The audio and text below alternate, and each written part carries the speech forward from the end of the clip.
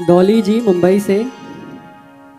महाराज जी के श्री चरणों में कोटि कोटि प्रणाम। महाराज जी, मेरा प्रश्न ये है कि हमें मालूम होता है कि जो कार्य हम करने जा रहे हैं वह गलत है, फिर भी वह हो जाता है और बार बार होता है। ऐसा क्यों हमें होता है? हमें अपराध नहीं करना तो भी हम उसको कर बैठते हैं। हाँ, भजन ना होने के कारण। जैसे हमें पता है कि यहाँ नहीं जाना चाहिए और यहाँ जाना चाहिए, जहाँ नहीं जाना चाहिए वहाँ हम पहुँच जाते हैं, इसका मतलब हमारे अंदर बल नहीं है, हम बलहीन हो चुके, तभी हमको घसीट के ले जा रहा है मन। और जहाँ जाना चाहिए वहाँ नहीं जा पा रहे, इसका मतलब हम बलहीन हैं। तो हमारे अंदर भजन बल की कमी हो गई है, अध्यात्म बल की कमी हो गई, इसलिए ऐसा हो रहा है। यदि आप नाम जप करें, सत्संग सुने, तो आपके अंदर ऐसा बल आएगा कि आप इस पर शासन कर सकती है। मन बुद्धि पर शासन करने के लिए एक भागवतिक बल की आवश्यकता है, जिसका नाम है विवेक।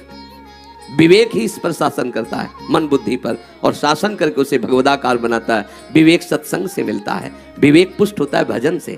जितना नाम जप करो, श्री हरिवंश विवेक परम परम विवेक स्वरूप श्री आचार्य गुरु उसके हृदय में स्फुरित होने लगते हैं। हम चाहते हैं कि ये हमसे ना हो, लेकिन बलात् जैसे कोई हमसे करवा रहा है, वो हमारी कामना, वो हमारी वासना, वो हमारी मलिनता, अध्यात्म बल ना होने के कारण हमें बलात् वहां खड़ा कर देती है। हमारे ना चाहने पर भी एक मन कह रहा है अंदर से कि नहीं करना, पर वो बलात् हमसे करवा रहा है, वो हमारे अंदर कमी भजन की है। अब हमें उधर चिंता छोड़ देनी चाहिए, करने ना करने की। हमें भजन संभालना चाहिए, अपने आप वो बल आ जाएगा, वहां तुम्हें जाने ही नहीं देगा। नहीं तो ये जो भगवत प्राप्त महापुरुष हुए, ये कभी ना हो पाते।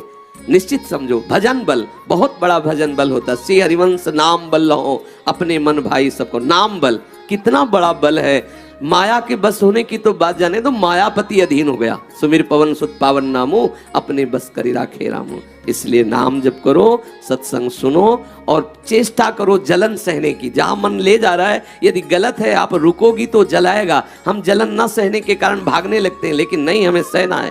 बार बार जब मन पे नहीं, मुझे नहीं करना, नहीं जाना, नहीं खाना, नहीं सूंघना, नहीं छूना, वो जो धर्म विरुद्ध है, शास्त्र विरुद्ध है, मैं सहूंगा। अगर ऐसा सहने लगे तो महात्मा हो गए, हृदय आपका विशाल हो गया। अध्यात्म नित्या तो विनिवृत्त कामा।